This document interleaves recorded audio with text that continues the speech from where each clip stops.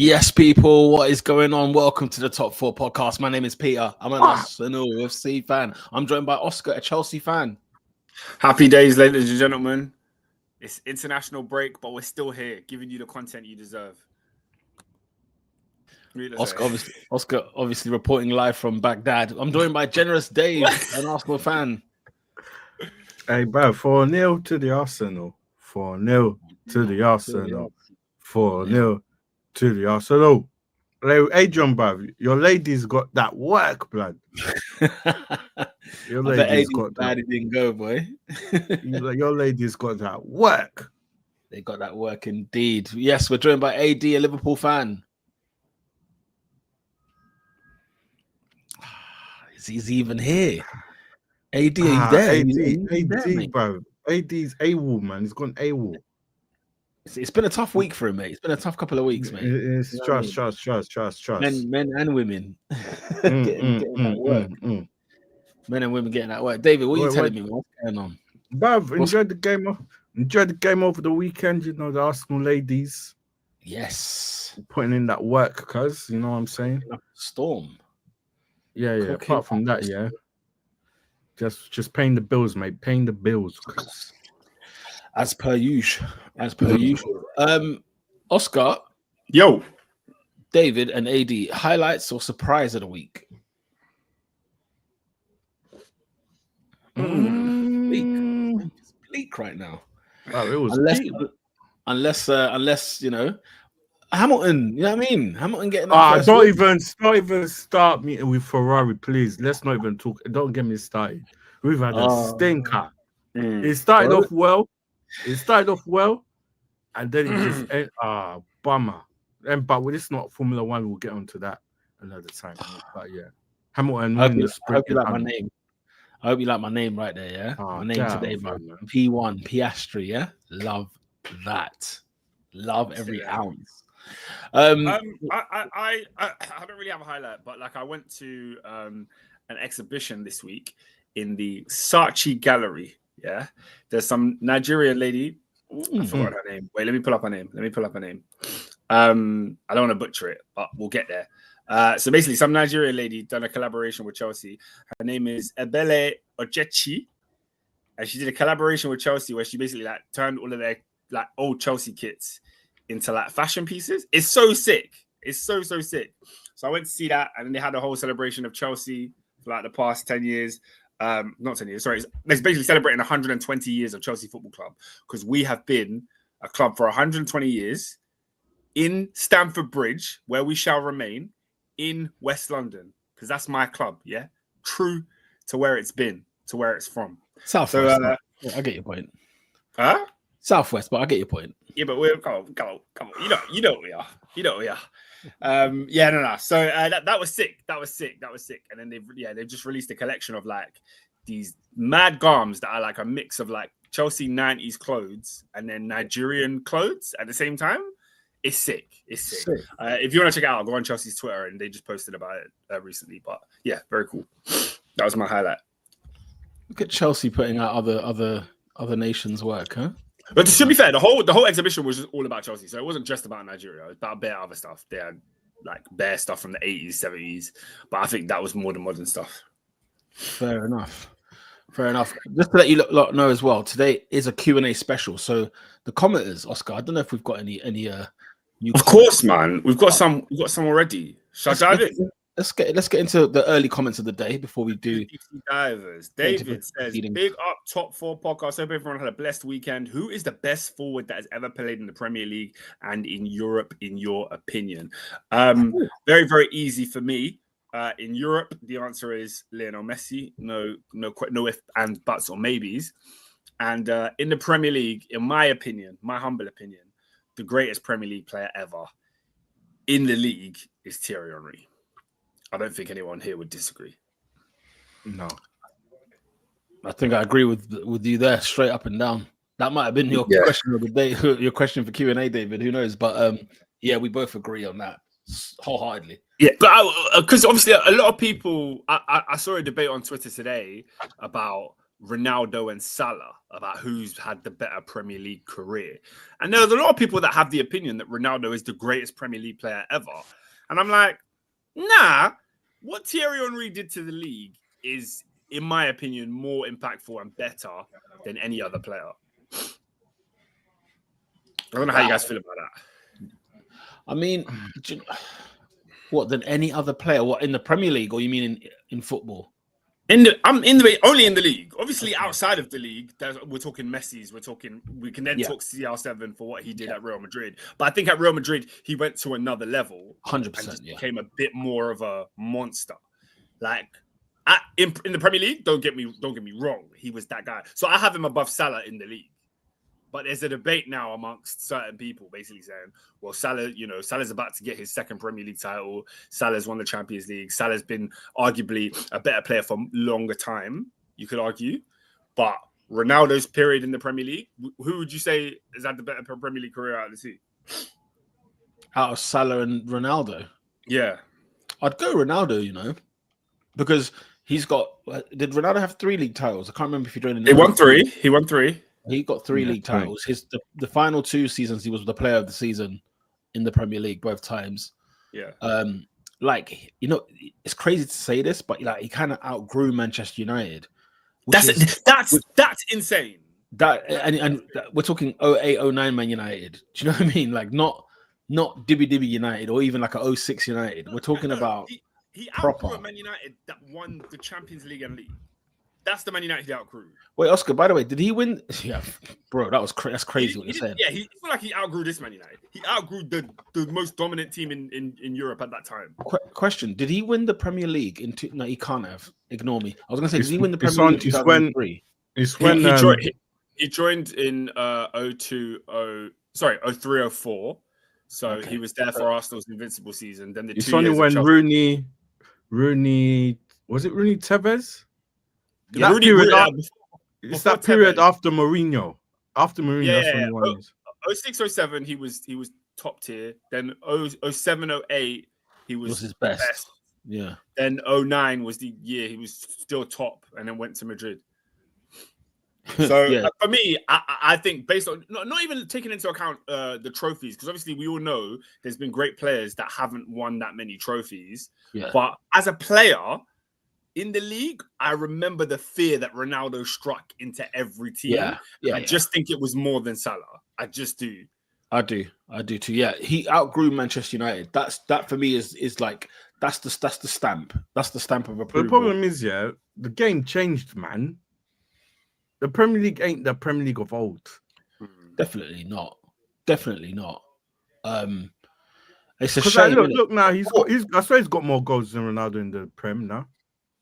Lee? Yeah, he probably passed that a while ago. I'll have a look at that. But yeah, probably he does. But yeah, the Premier football right now, I don't want to go too far with this, but like it stinks if you get what I mean.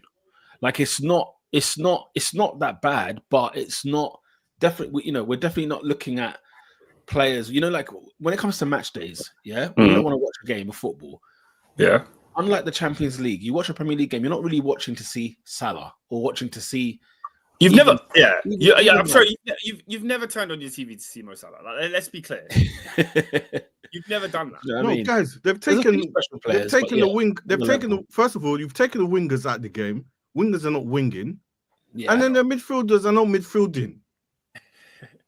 KDB is the last, like, his prime obviously is done, but your Cesc, your Gerrard Lampards, all them, bro, there's no midfielders, man. Guys genuinely hold down a midfield, but then go and score goals.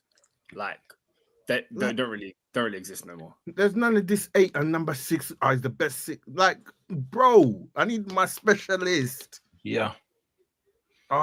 Mate. There isn't those simply put, world-class players. Do you know what I mean? Let me get into some comments because this is sparked up a bit of a tribe. Nat says Mo Salah doesn't even dribble better than Nicolas Pepe. That's crazy. Endo says, yes, guys, clock's going forward this week as Liverpool turn the clock back by winning yet another title. And he also says, by the way, Mo Salah 17-18 is better than any CR7 season. I just don't agree. 17-18 was lethal. I just don't agree that it's better Was than 07-08 Ronaldo. I just don't agree. Endo says, "Oh, give it a rest, Pete. You nostalgic merchant. Ronaldo was dominating dead teams like Portsmouth, Bolton, and Wigan. We actually have solid top 10 teams now." Or we don't. Endo, hang on. Or Endo. No, we don't. Or Endo, is it that we have worse teams now? That like the top teams are not great. Like the top. Very true. You know, what's it called? You know, an Arsenal, a Liverpool, or whoever, or even a Man City, they can go to let's say, I don't know, Bournemouth away and get beat, Fulham away, get beat. That doesn't tell me that Fulham is so much better than what was yesteryear. It tells me that we're not as elite. You know what I mean? Because it's different if like the English teams were always winning the Champions League. That's always my barometer in terms of how good is someone's league, right? If I know we've had Man City and we've had Liverpool in the last like 6 years or so, you know, who have won Chelsea. League. I love you. Oh yeah, of course, Chelsea as well. I dare you. But when you think about it, when you actually look at it, you know, Man City aren't doing anything this season. Every team in the Premier League can get beat by someone, and that's not because I don't think the weaker sides are stronger. I just think the stronger teams are not as good. You put any invincible Arsenal winning 11 against any of Arsenal's ever good 11s. You put Chelsea's back in the day up against Chelsea's currently, even the Chelsea's that have won the last 2 titles. Let's say the Chelsea of like 06, 05. Sorry. these guys would wipe the floor. I say this so many times. Chelsea's 2018 is arguably one of the best Chelsea teams I've ever seen in my life, and we didn't win the league that year. What did you win that year? Is that the one with Ballack and the man there? Ballack, Drogba, it was all of them at their peak. Lampard. What did you win that year? We didn't win anything. We lost the league on the last day, and we lost the Champions League on penalties to Manchester United. And we lost the League Cup final in extra time. So we were just nearly in everything. Like if we won the League Cup in extra time, we won the league by winning one more game, or we won the Champions League final by Terry not slipping and misscoring the penalty. That's regarded as the greatest team ever for Chelsea. Do you know what I mean? Yeah. So minuscule changes make a difference. So yeah, Endo says he said Chelsea bottled everything that season. Like it's literally in the final game. You can't really call it bottling. I mean, to an extent, you can call it bottling, but that Chelsea team was better than Chelsea teams that have won the league.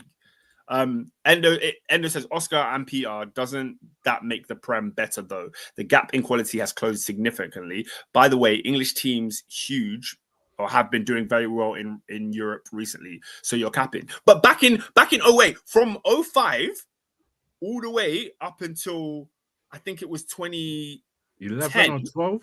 There was an English team in the final every year. So Liverpool won twice. 05. Yeah. Arsenal win the final 06. Yeah. 07, Liverpool were in the final. 08, all English final. 09, Man United were in the final. So we were dominating Europe. Those teams, like if you go back to 08, when Cristiano Ronaldo won the Ballon d'Or and was the best player at Manchester United, look at that Chelsea team that year. Look at the Arsenal team that year. Look at the Liverpool team that year. Like there were top teams, and look at the Barcelona team that they beat in the semis. That's your all-time Barcelona team. A couple years prior. They beat. So the Premier League was so much more fierce. Even Nat agrees. Arsenal's 08 team moonwalked this league. The Premier League was 100%. So much more fierce 100%. In that condensed period. I would say from like 07 to 010. That this era can't really compare to that. It's funny you said that. It's funny that you said that your 08 team was so cool. Sick. I remember Arsenal's 08 team as Nat does. And it was just like how we didn't win the league that year, or even win the league, or win any trophy for that matter. Yeah. So good. I think that 08 season, correct me if I'm wrong, was that the Liverpool quarterfinal? Nat might remember this. It was either semi or quarterfinal, I can't remember now. But when we lost at the end. So just to your point, Oscar, about like English teams wrapped up the final. I think Liverpool were in the semi-final, and I think Arsenal were in the quarter. So yeah, I just think if you go back, if you look at what the Champions League was, that's why we have such reverence for the Champions League on ITV and all that stuff, because that period of time, English teams were getting always to the semis. There was a couple of years where you had 2 of the English teams in the semis, and then one of those would always advance to the final. So the quality was high in the Premier League. Look at that Manchester United team. We're talking Rooney, Ronaldo, Tevez, Evra, Rio Ferdinand, Vidic, Van der Sar, like legends. They made us look. They made us look like babies. Like in that 08, that 08 season had some, like you say, Chelsea's one of Chelsea's strongest teams, Arsenal's strongest team, United's strongest team. Like it had teams in there, but United always made us look like babies whenever we played them in that season. It was the only hurdle we couldn't get over was that, and even Chelsea for that matter. I don't think we even beat Chelsea in that era. And Endo said from 2018 to 2024, there's been an English team in every final bar 2, and we've had 3 UCL winners in that time. So could you argue it's comparable? It's a good debate. It's just that when I look at the Man City that's won the Champions League, Liverpool that's won the Champions League, Chelsea that won the Champions League in that time, they are nowhere near the levels of the previous, Chelsea's previous Champions League winning side. I think would beat this Chelsea that won the 21. Was it 21 you won? Yeah. What? I think the 2012 Champions League side would beat the 21. No. Yeah, player for player, I think they definitely would. Yeah, but player for player's prime. You lot stunk out the joint in 2012. Don't get me wrong. As a whole, the season wasn't great. The season wasn't great. But if you were to put that 2012 team versus the 21 team, the 2012 team wins every time. It has the better goalkeeper. It's got the better striker. It's got the better goalkeeper. Oscar, you had Lampard, you had Ramirez, you had. We finished fifth in the league. It's not about the names; it's about the quality of the players at the time. No, listen, I get that. That's why I preference by saying, look, you had a stinker in the league, but if we were to go and put those 2 teams in their prime, both of them in their prime, head to head, the 2012 team walks that 21 team. Yeah, I mean, but in their prime is like a different. I don't really understand. No. Take Oscar. Okay, take the Champions League Chelsea of 2012 versus the Champions League Chelsea of 21. 2012 wins. No, 2021 walks them. Okay, all right. You remember 2021? We were the best team in every tie we faced. We beat Rome. Hey, hold on. Oh, who's playing up front? They had Havertz. Stop it, bro. With Drogba when they had Drogba. What I'm trying to understand is like as a team, Chelsea 2021 was terrible. 2012 was terrible. In the league, yeah. You won the double. In the league, you're right. You were terrible. But you won the double. You won the FA Cup and you won the Champions League. And in the Champions League, the only real game where you thought, bloody hell, how have they won this? Was Barcelona. But that's it. And Bayern Munich. Oh yeah, Bayern Munich, of course, Bayern Munich, yeah. What with a prime Torres? Was it Torres? Torres was there. Was Torres in that prime Torres? Don't you dare! No, but that's what he said. Torres was terrible, but he said in his prime. No, he prefers to win in prime. Listen, in the prime, no question. But even if you took the 2012 form of Chelsea in the Champions League versus the 2021 form of Chelsea in the Champions League, I'm taking the 2012. No, 2021, we dominated every game. Like we were the best. Like under Thomas Tuchel, we actually like dominated every team. When it came to 2012, not one of those players was in their prime. They were all past it. Terry, Ashley Cole, Lampard, Drogba, all of their best years were behind them at this point. So that's why I was saying. But still, in 2012, like let's say the year is simultaneously the year is 2012 and 21. I think the 2012 team still beats them. Look at what Endo said. Endo said, "You man flogged Real Madrid at home." This is Real Madrid of Benzema, Modric. This is the Real Madrid of the Champions League, by the way. Remember the boss, but listen, we were better than them away, and then we. I know. Remember that Barcelona team though. That Madrid team was no Barcelona or Bayern. By them, David. You still won. You still won, bro. You won. And you still won, bro. We went through because Messi hit the bar. It's not Messi hit the bar. No, you scored a goal. Ramirez scored a worldie. Torres scored a goal. Do you know what I mean? Was you clean sheet at Stamford Bridge? Leave me out, please. That said, Oscar, how can Czech be out of his prime when he turned 30 that year? Big man, Courtois was coming. Courtois was taking his place. Courtois didn't come for another 3 years, mate. Come on. What we doing? Do you know what? Yeah, maybe the Czech one was a bit out of line. But the rest of those players, come on, you know what I was saying. I mean, you know what I'm saying. Some of those players that you say in the out of their prime went on to win the league again in 2015. Who? Didn't Cole win in 15? No, it's just Terry. Was he not there? The only one of the Champions League lot. Terry's the only one that remained to win that. It? Sorry, Cahill and as well. but like Yeah, of the core players that you say are Chelsea, legends, bro. Drogba was gone. Czech was gone. Terry. So all the, so were they're old, bro. so they're- Drogba and Lampard were 34 in 2012. They won the Champions League at 34 years old. wow, This 34. was not prime, bro. It was Hang a on. miracle that we won that Champions League. So hang on. What age did he leave Chelsea then? Drogba left the same year, the next year. No, not Drogba. Lampard.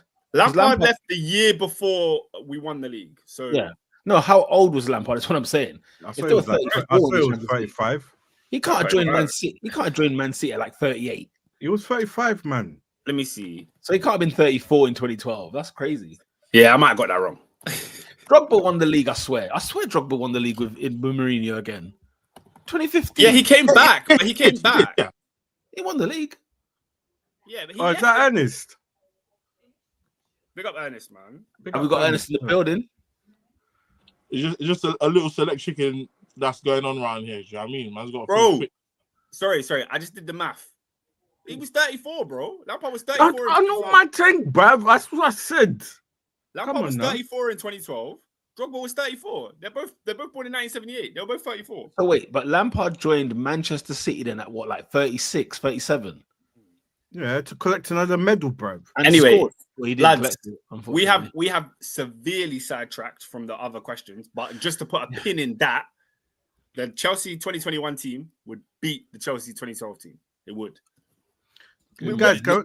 I'm not sure. We were managed. Pete, we're managed by a German regime leader. Yeah, Thomas Wait, Tuchel. Oscar, was the debate that the 2012 team will be the 2021 team? Yeah. Never. No, 100% Ernest. Ernest, I think these guys are just looking at the name. Oh my gosh, what a freak! I think you're just looking at the league. You Oh, won the my double. boy Reese. You won the double. Nah, Man, man. this guy, bruv. Nah. Why? It's best spoilers, man. Chelsea were. How you talking Chelsea- about spoilers? Chelsea sorry, were good. Pete, sorry to interrupt. Go on. Reece James has just scored a worldie of a free kick for England against Latvia. What channel? ITV one. Bruv, I ain't got a TV in front of me, man. It's all Oh, guys, it's What are you Beckham-esque. ITVX, David? Is it an ITVX thing? ITVX thing, Guys, bruv. ITVX thing. It's Beckham-esque, guys. Hey, I pause. That just sounds mad. Nah, you need to clean your mind. Wow! Yeah, that's you. It's you. Ooh. It's you. Ooh. You just seen the free kick, yeah? That was saucy. My boy Reese, man. My boy Reese. Anyway, shall I go back into the other questions? Yeah. Are we in the Q&A, do you reckon? Should we just dive in? We Should we might just- as well, bro. should we just I'm dive not right too in? intrigued by much going on in football. Marcus, Um, when Peter's trying to be Trey Songs, yeah? Trey Songs. Wow. 3 songs. That's a dive in, you know? Let's just dive right in. With myself. Oh, dive in. Splash. Nat Oscar's said, a clown. you man should do the worst Prem 11 of the season today. Oh, that's quite hard. I can't lie. That's Seriously. That's Ramsdale in goal, mate. Damn. Yeah, 100%. It has to be starters, isn't it? It would have to be starters. Sahar says, Ramsdale big up over anyone. Sanchez. Oh, yeah, Robert Sanchez, man. Sanchez has to be in goal. At least he's fifth. At least he's fourth in the league. Listen, if football was Wimbledon, I'm with you. No, but if he wasn't there, we'd be at least third, second, maybe. Damn. He's whack, man. Tahar says Bully. AD camera off again, unprofessional. He also asked, is anybody watching Baller League? Any of you guys into that? What's that? Some new league done by like influencers that's got some, I guess it's like professional ballers that like don't have a team have joined like some baller league where it's like five-a-side football. It looks quite interesting, but I haven't watched it. But it's ran by like the Sidemen and all those guys. So it's quite interesting. Nat says, question of the day. What's the funniest L you have seen a team have? Mine is when Spurs lost to Zagreb, whose manager was on the wing for Penn for 4 years. Remember that. The funniest L. I can't lie. Sorry, Ernest, but when Man United lost the Europa League final and they scored 12 penalties and De Gea missed the last one. Oscar, do you remember? I was thinking of 7-0. Which 7-0? What do you mean, which 7? There's only one 7-0. Oh, to Liverpool. Yeah. Oh, I thought who else lost? Who else 8-7? Someone else 8-7. No, a couple man 8 and Oh, 9. Arsenal bro. had the 8-2. Arsenal had the 8-2. We had an 8-2. Southampton had a couple 9s. I don't know. Do you know what though? I tell you what, because it's probably the beginning of like the end, if you will, for Man United. Yeah. Right? It was the 6-1 at Old Trafford. That still blew my that was unheard of. It blew my mind. Nah, so I can't have it, guys. It's the same year that United gave Arsenal 8-2, and then it's madness. I'm not gonna lie. Yeah, so by 2012, I was 10 years into like my football watching, in terms of like actively watching football. I started 98, but actively watching was like 2002. Yeah. Yeah. I never in my wildest nightmares thought I'll see my team concede 6. Because the year before, Barcelona, maybe Barcelona was a precursor to that. What, the Champions League final? Hey, that is the dirtiest 3-0 I've ever seen. Because I think we got, and you're right to call it 3-0, because that Rooney goal was off. Now, shout out Rooney, though. Rooney. Yeah, but Rooney's better Have you heard about Carrick saying when they played that final and he just looked around, he said, how many players have they got? Like, it was just too much. It was too much to handle. Though we watched that final together, didn't we? And it was just a mauling. And the thing is, that's a Champions League final. Yeah. You know, the best of each. Now, don't get me wrong. I think you lot had like Schalke in the semi. Can't remember who you lot had in the quarters. We had Wolfsburg, I think, the game before. Come on. Wolfsburg and Schalke, you honestly... Do you know what I mean? Whereas, but the thing is, like Fergie, you know, when Carragher said, "Leave the game before the game leaves you." Yeah, like Fergie couldn't understand how it was 11v11, and we couldn't touch the ball. He didn't get it. Wasn't that the same problem in 09? Because in 09 they were like, hang on a minute, their centre halves are on the edge of the box. 09 was Fergie getting it tactically wrong, in my opinion. Just getting done. As in like a bad day at the office. Done. Yeah, because Eto was taking the piss that day. Oh my god, Eto was moving mad. Him and Henry. Not to talk about Iniesta, because I think Fergie told, was it Rooney to mark Iniesta? Like, was it him or Scholes? And it was like it's a mismatch. Yeah, it was a mismatch. He let her regret it because he said he should have put Park on there. He should have put Park on it. And I think Park did the Wembley final, didn't he? He did. And they still got smoked. He was too old. That Barca team, that 2011 one was just perfection. And then you carry on to the next year. Manchester had not seen football like that. Yeah. The city of Manchester had not seen what David Silva and Edin Dzeko were on. No, for 100 years of football, hadn't seen it. It's still a result that I remember still because even though we got the 8-2 at Old Trafford, like I've seen my team lose 6-1 at Old Trafford before, type of thing. So it weren't even like a brand new wound. And also, how many players did we really have? If I was to show you the 11 that played, that's why I remember one time me and Aaron, audience, you don't know who that is, but the man them know who that is. Me and Aaron were talking. Aaron is like a proper mank in it, so he used to gloat, and I was like, 8-2 to their C team. I'm not really gonna boast about that. 6-1 when it was like York and Cole versus Arsenal's actual dons. Yes, I'll make noise about it all day. But 8-2 and Carl Jenkinson, and nah, I'm not. Yeah, no, it was. But you know what though? I'm looking at it now, right? I've got the lineups in front. In fact, I'll show it with Amanda. But I've got the lineups in front of me. The team is not as bad as you first thought, you know. But Pete, it's just an embarrassing defeat.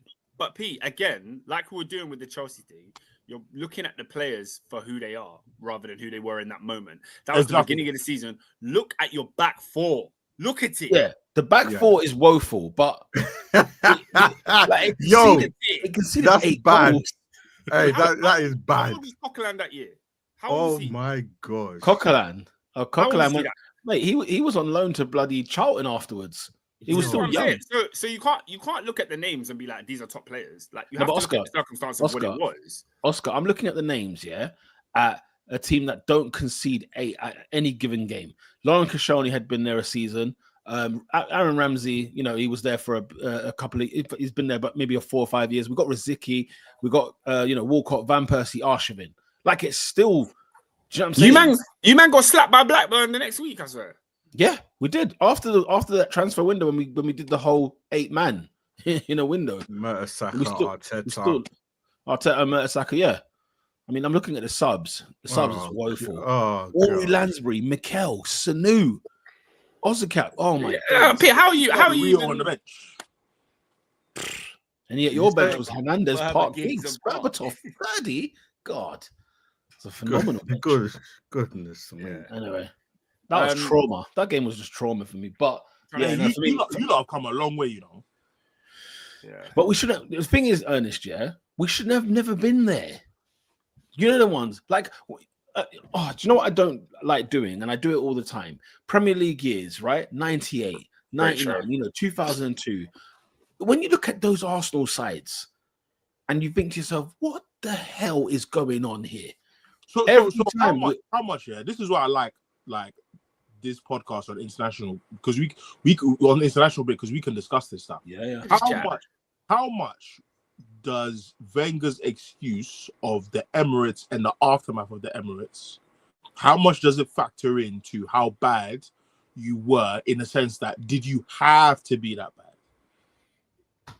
But like when you look at the state of the Premier League now, the fact that Arsenal were maintaining top 4 in that time was miracle work. It's actually quite astonishing. So that's why I'm looking at it. Like the when you say like why were we that bad? I'm like, well, we were told the gospel of the Emirates. No, I'm being dead real. Like the gospel of prophet Arsene that you get me. Like it was peak, and I still stand with him because ultimately, like Oscar's made a fantastic point. The context of the era we speak of in comparison to the elevation of the Premier League after that. Because 2025 is 13 years after that year we just looked at. 13 years. Like, if we're being so real, the title of this podcast is outdated because there isn't a top 4 anymore. Wenger had this bang average side with no money injected in it. I can't believe we let that happen. And he kept it up as top 4. I can't believe we let it happen that now we talk about top 6. Guess what place we finished that season, by the way? The 8-2. What year? We finished 3rd. Well, there you go. That was the crazy thing about it. It was only the first part of the season. I remember you guys struggled that first few weeks when I remember losing 4-3 to Blackburn. That was crazy. After 4-3 to Blackburn, we were 17th in the league. I would say, guys, 2012 is the greatest year in Premier League history. Oscar. It's the greatest footballing season. It's so much fun. Oscar, we had to bring back Thierry Henry in January. With the beard. He looked like Moses. Thierry Henry looked like Moses. He still scored 3 2012 goals. when Henry came back? Oscar, 2012. The guy left in 07. Yeah. Guys, it's the greatest Premier League season ever. I don't care what anyone says. It's the greatest Premier League season. It's the fact he still scored a couple goals. That's the worst part about it. He had like more goals than Shamak at the end of that year. Man was playing Bentner in UCL knockout ties. For real, needs flowers. Hey. No, but the thing is, you can talk. Listen, guys, I'm a Wenger apologist, but the thing is that there comes a point. Look, Bentner scoring these Champions League goals. You know who we're playing? Like Braga, Zagreb, Shakhtar Donetsk in the knockout stages. But when we met the real deal, every time we met the big Meech, whether it was Man United, Barcelona, Liverpool, Bayern Munich, guess what happened, guys? We were getting turned over like a cinnamon roll. So at the end of the day, we could talk about how this, that, and the other. One thing Arsenal were very good at, and I think what credit to Wenger in that era in those days, when we play Reading and we play Fulham and Derby, they're getting 6, 7, and 8s. We're pumping them guys, no problem. But when it came to the real deal, when it came to the topic at hand, was 2012 the year that you beat Newcastle at home on the last day? Away on the last day. Away. No. That was the year after. This was the year when we beat West Brom. Do you remember when Wenger literally cried on Pat Rice's lap because of Kieran Gibbs' clearance? Yeah, that's what that was. Yeah. And then Van Persie said, I don't believe in the ambition of this club and left. When was that youth camp? And there was riots happening in Tottenham. was a horrific year. 2020 that was the following year. That was the following season. Yeah. Nat says, "I'll maintain Wenger's greatest game post 2010 was the Barca win in 2011. He showed them football education." Lola says, "Wenger did what he could. We were never going to beat the big guys, but he always made sure to beat the others and ensure we got UCL, which is all he could." The thing is, though, we got rid of the invincible team far too early, far too quick. How many Invincibles guys played at the Emirates? Vieira left. I'll let you figure out that one. How many Invincibles? It was only Gilberto, Lehmann,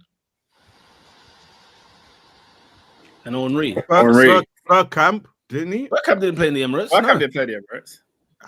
Only 3. Yay! Bergkamp. I think Ljungberg did a season. Ljungberg might have done a season. Endo, man. Endo's hating. He said, "Why do Arsenal and Man United fans love reminiscing on the old days, acting like their era was better than this one? Mate, the teams could barely afford anything those days." Big man. Endo, sit down, man. We've not won, bro. Sit down, bro. If it wasn't for our era, you don't have an era, bro.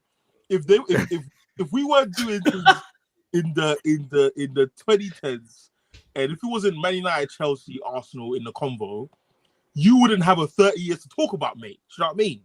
So let's sit down, enjoy your time. Let's not do comparison stuff. Let's just replace, you get me?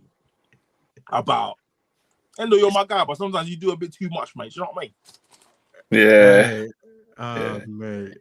Lola said your tights are too tight. That's crazy. Any other questions, Oscar? Sorry. By the way, let me preface real quick. People in the chat, this is your time to have your questions answered. Throw some questions at us. It's Q&A special, international business. We can talk anything, any random topics of football. As Ernest said, look, these are the kind of the fun podcasts because we get to go into other bits and bobs that we can't usually get into the week to week. This one is just top of the dome before we move to the next question. Nat says also, he said, rank the 10 worst Ballon d'Or winners ever. I don't think we're going to rank the 10, but do you guys remember any ones where you're like, this is a bad Ballon d'Or winner? Messi World Cup year. Messi World Cup year was a farce. Nah, I'm having it still. I think. Listen, Messi's my guy. He's been robbed. Messi's the GOAT, yeah. But I'm so sorry. Like Haaland won the treble. What are we doing here? Haaland's never been better than Messi, though. Brother, man, are talking about Mohamed Salah in the year of our Lord 2025. But Salah's never won a Ballon d'Or. Salah? But Salah's never won a Ballon d'Or. No, people were talking about Ballon d'Or. People were talking about Ballon d'Or. So what makes a Ballon d'Or winner now? Let's not pretend like it's 2018 and it's Modric. It's not that anymore. Yeah, that one made me sick as well. No, Modric. You know what? I understood it more for Modric than I do for Messi. Messi was a pity thing, man. Messi was a pity thing. Nah, well, I can understand it. Because Oscar, he wasn't even the best player for Argentina. He wasn't even the best player for Argentina. Who do you think he's better? McAllister? McAllister was balling. McAllister was hooping that World Cup. So was Emi Martinez, to be fair. 100%. Emi Martinez was great in the final. Messi got a pity trophy. There was a young kid who won Young Player of the Year. That tournament was pretty good as well. Look at this guy. Who? Who's that? Enzo Fernandez. Oh, for flip's sake. He was all right, man. He was all right. Murad says Nedved over Henry. It's a scandal. It's a scandal. Scandalous decision. That's a scandal. That's a straight up scandal. That's the obvious one. Henry got 23 goals and 20 assists in the league. That's insane. In the league. That's insane. You have to understand. Do you know what that means? It's never been done. 20 assists means he gave the ball when he could have scored 20 more times. He gave it to somebody else. I don't think that's and back then, let's have it right. Yeah, back then, assists actually meant assists. Back then, it's not what we got now. I just lay it off to you, and then you can run 40 yards and score, and I've got the assist. Some of Bruno's assists have been egregious. Guys, go, Ernest, do me a favor. Watch a compilation of 0203 Henry's assists. No, guys. He's one-on-one with a keeper, and he's still giving it to somebody else. Any comp of Henry 0203 is mad. Like the stuff he was doing. It's steroid stuff. It's actually insane, and he's doing it like Roma away. Like He scored a hat trick at the Olympico. When Roma was Roma. When Roma were Roman, do you know what I mean? It's a madness, bro. I've When never Roma had that half there, yellow and half burgundy, half No, gold and yellow guys, burgundy. I'll Mate. never forget this. Yeah, I'll never forget this because I was in school, primary school still, but I remember people saying Arsenal, the Invincibles, were a one-man team. They used to call Arsenal a one-man team. That's how good Henry was. That he was surrounded by world-class players, yet he was a one-man team. I remember those days, Insane. Nah, Pavel Nedved. I need to go look at what he did in 03. I have to go back and look at it because I genuinely cannot stomach that one. But Oscar, you know what? So, guys, that Nathan was kind of good, you know. The what? The Nathan one. Oh, sorry, nah. I keep calling him Nathan. Oh, bro. Yeah. Which one? Which The one? overrated one. Overrated Ballon d'Ors. No, there was another one. You literally just skip past it. Sorry. I will say this on the Ballon, just to close the Ballon d'Or one quickly. Yeah. The fact that Robert Lewandowski got robbed in 2020, that is worse than Thierry Henry. That's way worse than Thierry Henry. Big facts. So why did they just give it to him? Can you imagine the scandal? Like, we didn't have football. Like, football didn't play that year. We still played football that year. What's the most overrated historic moment in football? I think that's a question. What's the most overrated historic moment in football? Bergkamp touch against Newcastle. You're Oscar, you need to go away, bro. You need to actually go away. You know what? Oscar, we hated? Okay, cool. All of Steven Gerrard's screaming. Yo. And those were some good screamers, bro. Hey, nah. Mirad, this is crazy. Do you know what? Yeah, can I put these championship playoff final? That's crazy. First of all, it was the semi-final. Yeah. But no. Nah, do you know what? Yeah, I can't lie, guys. John Terry's penalty miss at the Champions League final is such an overrated historic moment. Shall I tell you why? Why is it overrated? Because Anelka's the one that misses the penalty that gives United the Champions League. No one talks about that. No one even remembers that Anelka missed the penalty. Oh, yeah, but if Terry scored, we would have won. But so, if Anelka scored, you still be in it. Oh, I see what you mean. Yeah, like Anelka's the one that misses the penalty. United win the Champions League. Okay? But we talk about Terry's one in the round before. Yeah, but Pete, because Terry had the opportunity to win. Terry bottled it. Like, first of all, Anelka missed the penalty. Terry bottled it. Like, don't get me wrong. I love every minute of this. Seeing Terry cry is one of my favorite feelings. But the thing is, the fact that it was like, this was all centered around him. Even the fact that United won the Champions League. We don't even, unless you're a United fan, no one even talks about Man United winning the Champions League in 08. You all talk about Chelsea's John Terry miss. Or Ronaldo's miss. If I was to even ask you, no one even remembers Ronaldo's miss. Yeah, no one remembers Ronaldo's miss, which was the first one, wasn't it? Right? But and also, Pete, he slipped. So, like, as a visual, it's like you remember a slip more than a miss. Do you know what I mean? He slipped, so it's the worst. It's the worst. I think it's overrated. Don't get me wrong. I think it's a big moment. It's a historic moment. I just think you got to remember, I think it's crazy overrated. From 04 to 08, that Chelsea team, it was all about the Champions League for us. Like, we always got either shagged or it just didn't work out in the Champions League. All the way up to 2012, in fact. We were like, it was the one that got away, the one we could never win. Kind of like how Man City went through that period where they just couldn't win the Champions League. And I think, bro, to have one penalty away and you're the captain of the club.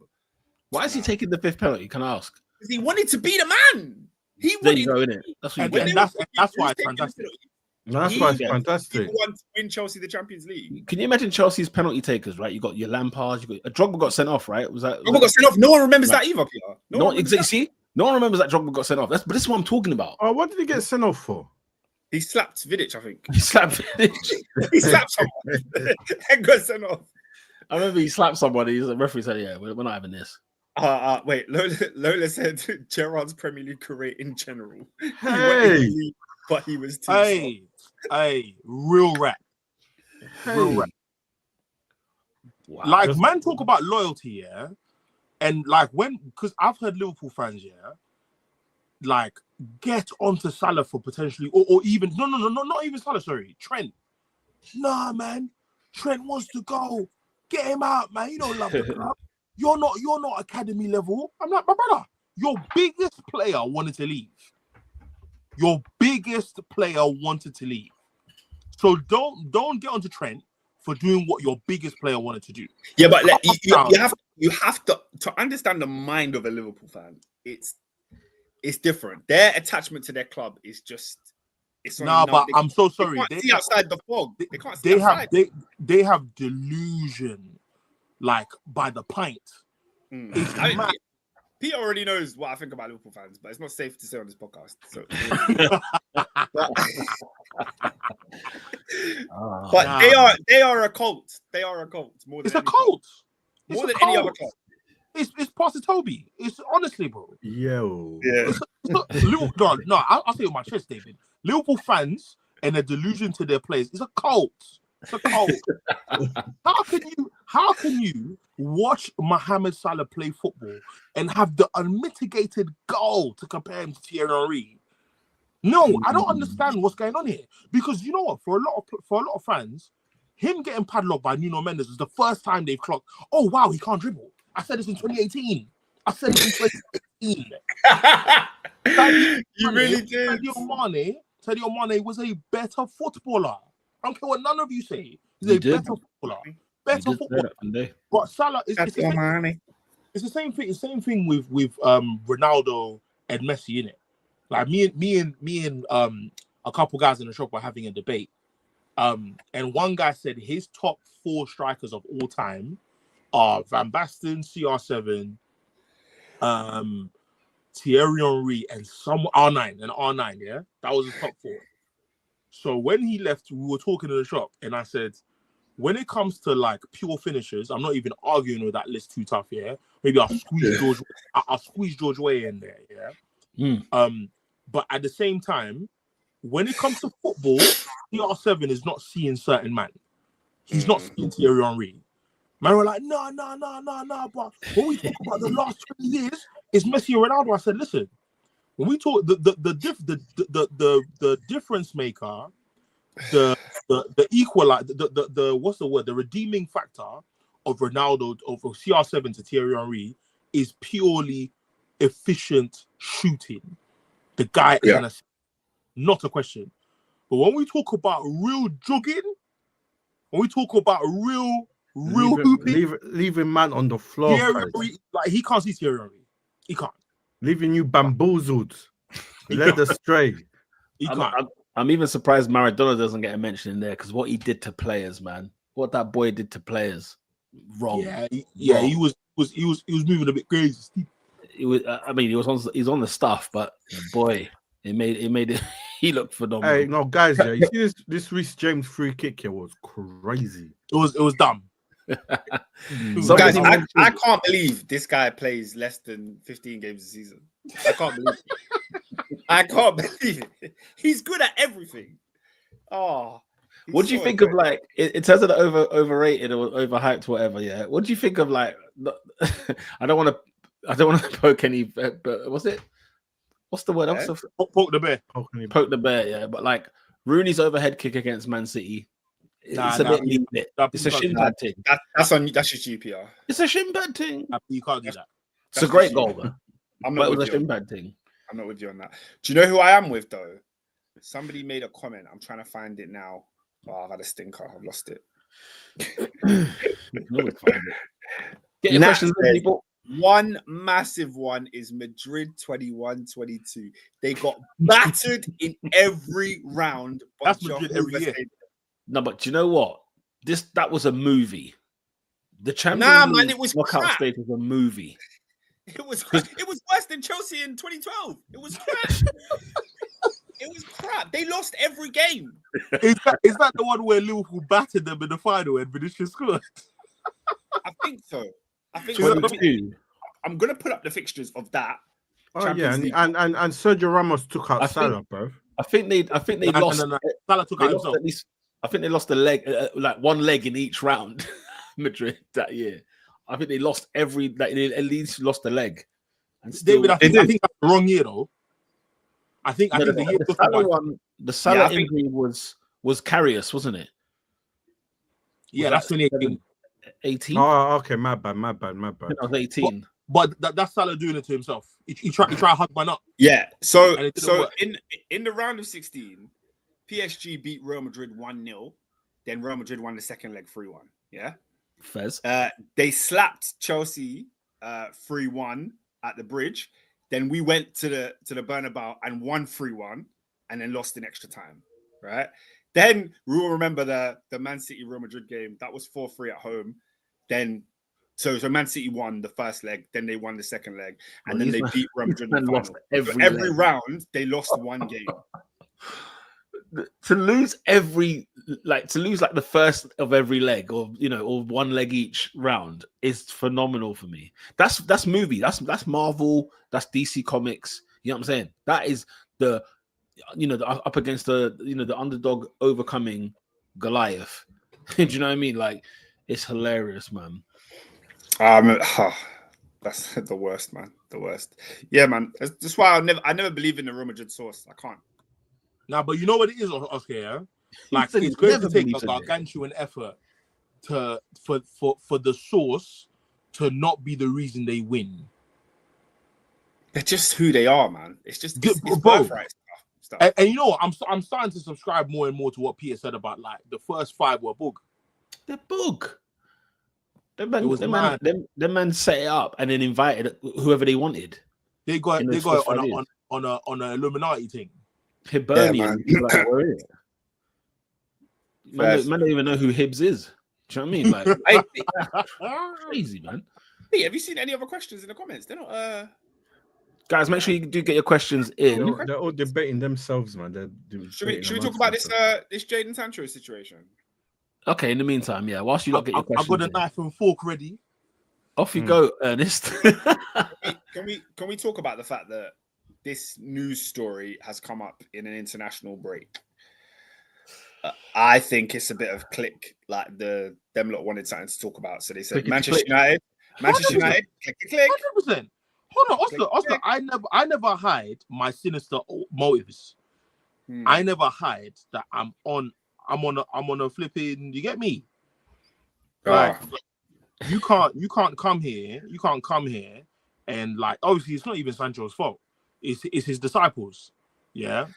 It's just Man United haters in general. And I'm for Man United hate because hating is a culture. It's a lifestyle. Yeah. I'm for it.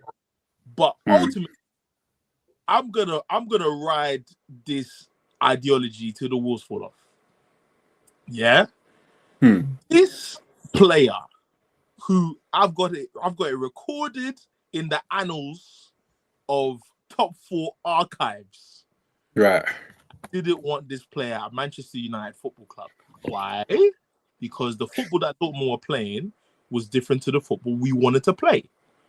So man will come into me telling me, Martial, Rashford, Sancho, wow, look at that front three. And I said to you guys, it's not what you think it is. The guy plays better in a possession-based system, and we're just about countering and sourcing in space, not in tight areas like that. That's what he's on.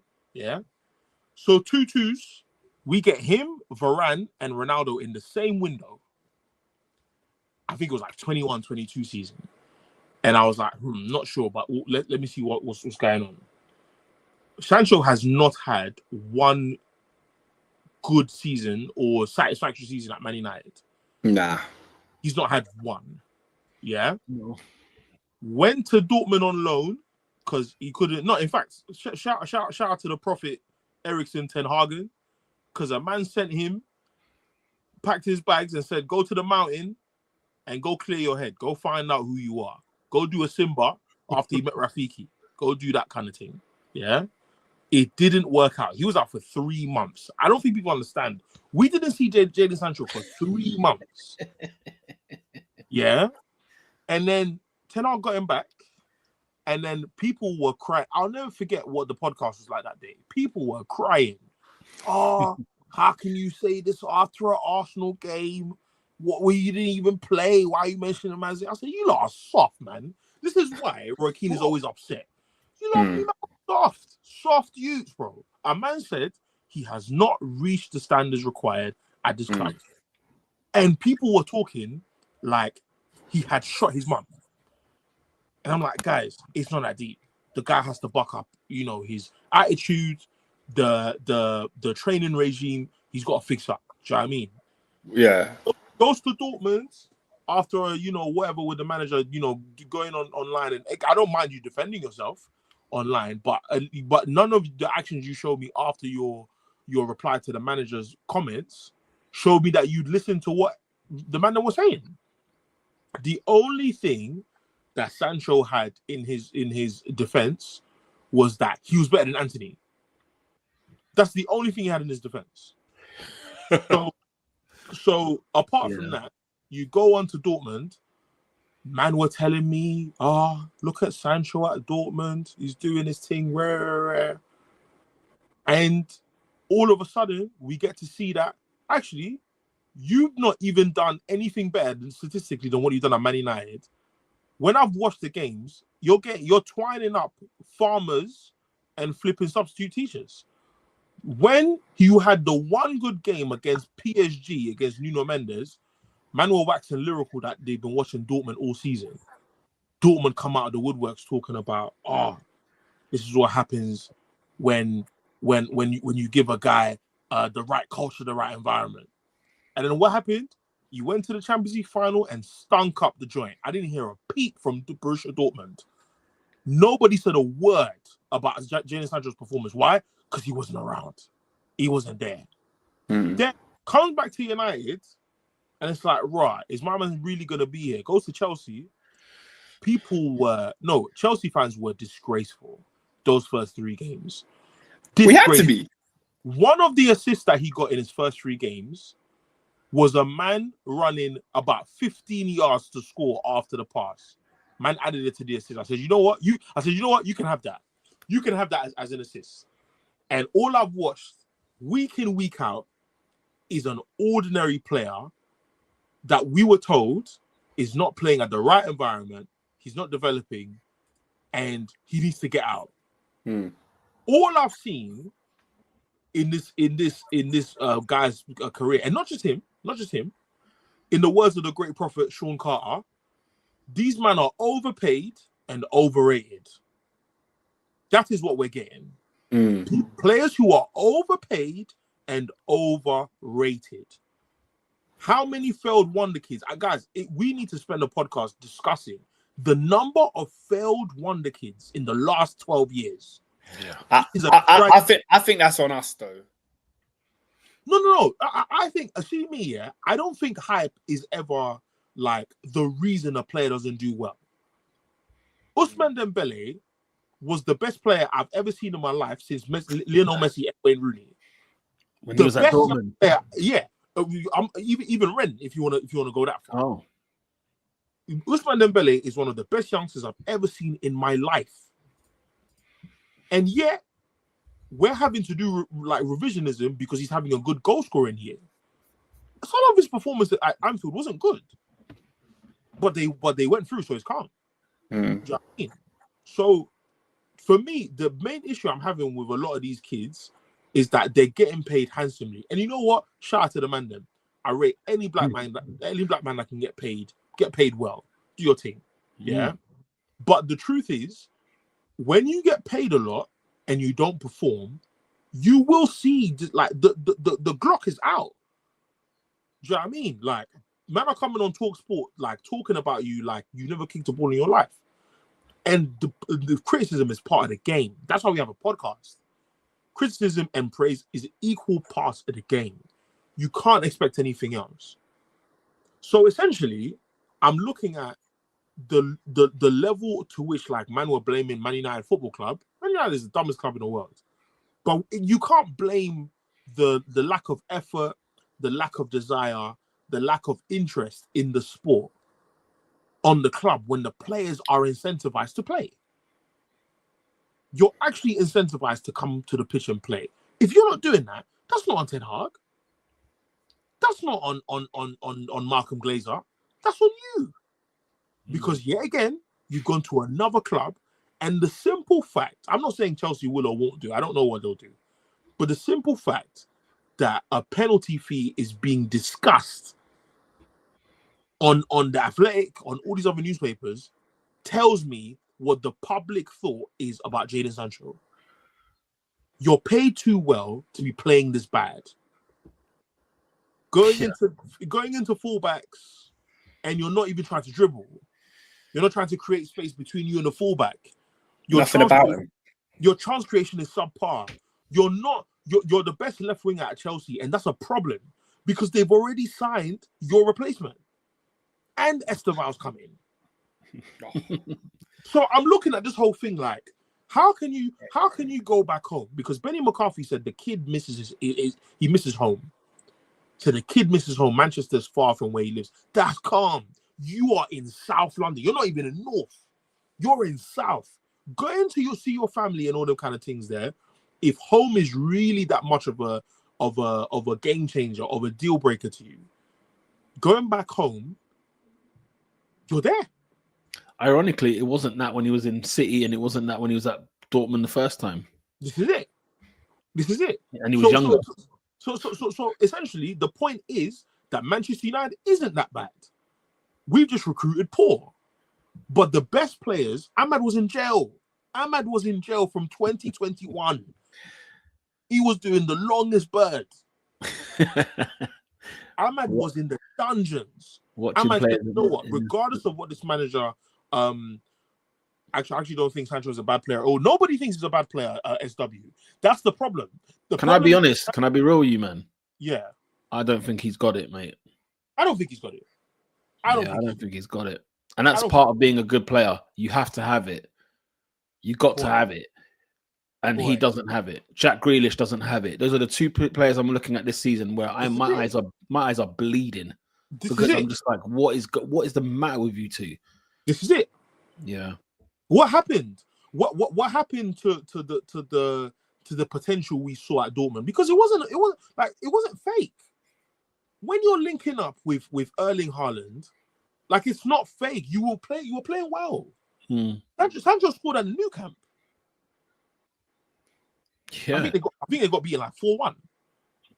Sancho scored at the Nou. Like, Sancho can if he wants to, but unfortunately, he's another you that, I don't know. He got propelled too high, too quickly, and it's just not. It's just not that, bro. So I'm just happy that, like, regardless of what happens in this situation here, if he goes back to Man United or if he goes to Chelsea, I won. Because ultimately, the conversation is being had that even if you go to Chelsea, people don't have high expectations of you next season. And they should. Because I don't know what you're telling Chelsea to pay you if they sign you on a permanent. I don't know what because if it's 200, it's 200 too much. Yeah. If it's 100, it's 100 too. You're not worth it, bro. You're not worth it. You're not worth the peas. Go on. Sorry, no. The only thing I would say, like, I think Sancho can get a beating in on this podcast and in the public eye and everything else, and I think rightfully so because of his performances and everything of that nature. But at some point, we have to look at Chelsea. The lens needs to go at them because they bought this player with an obligation to buy, and which is always a bit of a red flag anyway when you're obligated to buy something before you've bought them. And then, this story then emerges, as you say, look, what is it? If Chelsea do not sign Sancho now, which is, I think the fees, what is it, 25 million to buy him? Fees 25. Yeah. And they're saying that we would have to pay Manchester United 5 mil if we didn't sign him. Right. So, so obviously United put in a clause of some kind of, they got some good lawyers, clearly, to rectify any of that, even though it's an obligation to buy, whatever. Never made sense. Yeah. No, but to be fair, that's just the nature of the UK. There's always a loophole. There's always a get out of jail card. Fair. If your lawyer's good enough, you'll find it. Yeah, it's true. It's like why we didn't get Suarez for 40 million and a pound. Yeah. When we activated the release clause. Yeah. But you do look at Chelsea and you ask yourselves, okay, what are these lot smoking over there? And then if it's a case of, we're not gonna actually sign him permanently because we're thinking, no, this man is garbage or he's just a burden at our club, we're gonna send him back to United. They still have to pay 5 million quid. Now, 5 million quid at Chelsea money is obviously doesn't have to leave the club. It doesn't have to leave the club. If Absolutely. If you had just said option to buy, 5 million does not leave the club. Now it's just gone. And there's Chelsea fans that are telling me, oh, but 5 million is light. And I'm like, bro, just because you have money to give away, doesn't mean That's so stupid. How could 5 million be light? I think we're a club, you know, obviously we've got this model of signing young players, and ironically, it's turned into save a player. How are you saving players that are under 25? I don't know. But we seem to do it with Joao Felix. We bought him and then pretty soon realized he was surplus to requirements. He's now out on loan and will leave the club. And I think they've brought in Sancho, and I think Sancho has flattered to deceive, essentially. In the first couple games, he did look kind of impressive, but Chelsea looked impressive. And I think he's been so passive in this last couple of months that the club are thinking, well, you're not our player. So do we really have to spend the time to nurture and teach you how to play in this system? And Maresca's probably thinking, this guy ain't the type of winger that I want. So, yeah, man, Sancho's got a big problem on his hands, because if it does turn out to be true that Chelsea don't want him, nobody's going to be looking at the clubs anymore. They're going to be looking at him. I think Manchester United was such a basket case that a lot of people were, number one, happy to see Sancho leave, and number two, gave him the grace of 3 bad years, which is insane. And went away for 3 months in that time. Do you know what I mean? Yeah. And I remember having a conversation with one of my boys when he joined, because he's a big Sancho fan, Chelsea fan. He's a big Sancho guy. And he was like, oh, Sancho's going to be great. Manchester United was the problem. United was the problem. And I was like, you can't be bad for 3 years at a club and the club is the only problem. There is something to do with you. Lola says Sancho needs a quiet club to restart. Especially when, like, Bruno performs. Like, other players perform. Yeah. So it Rashford had spells under Ten Hag. Kobe Mainoo looked good under Ten Hag. Like, there's times where players have looked good. Sancho never even had that run. Even at Chelsea, his run was like 3 games. And it was the first 3. Yeah. Anyway. Can we move on from Sancho? Because I'm sick of it. I'm sick of this conversation. I've got some more of the questions that I starred and forgot, didn't answer. Yes, please. So here we go. This is a quick one. I don't think it's going to take long. Murad says, who has the greater decline, Sancho or Sterling? I don't really understand that question. So this is an interesting question, only because Sterling's peak in terms of mountain, let's just just bear with me for a minute. Like, you look at the size of the mountain, Sterling's peak is higher than Sancho's. So the decline is steeper. But he's also worse than Sancho now. I mean, Sancho plays like he needs to go to the toilet, like a number 2. Sterling. Bear in mind, both of these players are contracted to Chelsea now. If you ask me which one of those players, you know what? I'm going to throw a spanner in the works. I'm going to throw a spanner in the works and say that I don't think this question compliments Sterling at all. I actually think it disrespects him because the heights that Sterling reached. Sterling is a 4-time Premier League winner. Yeah, contributor to 2 of those seasons at the minimum. He's won 5 Premier Leagues. 5? Where's the 5th one? What do you mean? He's won 5. Where's the 5? He's won 4 last year, didn't it? He didn't win it last season. No, he's won 5 Premier Leagues, bro. He's won 4. He left. When did he join Chelsea? This is his 3rd season, no? Away from City, yeah?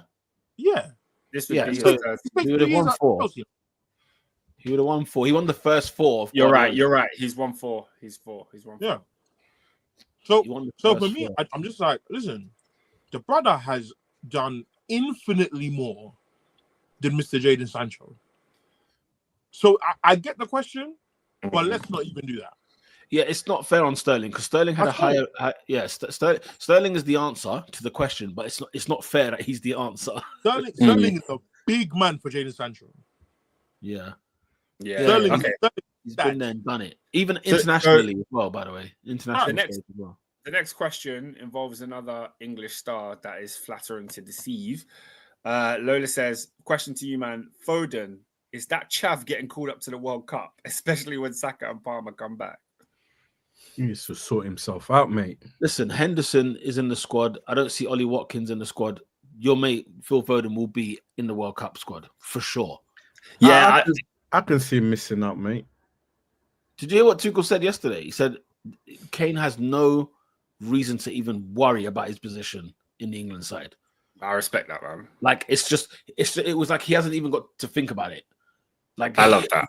He's come out and said that. That's when you know, like, okay, because he was saying, I think he was making the point, like some players in this like couple of games, you know, they got to work for their place. They have to earn their place. But he was like, players like Kane, they don't even have to think about. Listen, bro, Pete, this man's job is to win the World Cup. If he doesn't trust you, mate, you're staying at yard, mate. I hit the Kane thing on legacy, yeah, but he was thinking up the joint last year. Yeah, but he's stank. Listen, Foden is definitely. Guys, Foden's definitely getting called out. Yeah, no, you're right. Guys, let's not let 70 England goals fool us. Yeah, he was stinky last year. Onging the joint. That's because no, Oscar. All these white boys last year for England stank. Yo, I'm not. Oh! I guess who's just scored for England? It's Harry Kane. Let him score against Latvia. Let him score against Latvia. When he bucks Pedri and Lamine Yamal, I need the same energy. Because no, true. Around. It's true. Cole Palmer was around. But why couldn't Kane move? I don't understand. Why was he so? He was Ox Southgate, blood. Nah, it's not Southgate, man. Some things are not Southgate. These players were touted as some of the best players in the world. That's why they got to the final. Yeah, mate. Southgate was the first to like flat out say, "Yo, I didn't tell them to do this. I ain't telling them to play like this." he was clear. Mate, he was clear. He was like, I'm not telling these players to play with caution or like, you know. So what are you? Anyway, I'm not even. No, David. We see it every tournament. Don't get me started on Euros, bro. They stink up the 90 minutes and then a penalty. Bro, do you remember the tournament where Kane got like 6 penalties? Yeah. And he finished top scorer. England know how to stink up the joint and just say, no, it's like when Man United beat Newcastle, we beat Newcastle on straight, we're Man United. That's it. At the end of the day, when you cross the white line, that's it. You're responsible. Guys, I watched that goal the other day. Yeah, you know when Bellingham scored the overhead kick. Yeah. That was in the 95th minute, bro. I thought, were we not going out? We're going out. England were losing 1-0, 95th minute of 96. Against who? Was it Holland? Slovakia, mate. No, Slovakia, bro. Slovak, bloody hell. Mate, in a round of 16, bro. That would have been a mazzoline. Right. Any other questions, Oscar? Yeah, there's bare more, man. There's bare more. Let's go for it. Give me a second. Oh yeah, so are we done on the Foden one? Because we didn't really talk about Foden. He will be there. Foden will be there, yeah? All right, cool.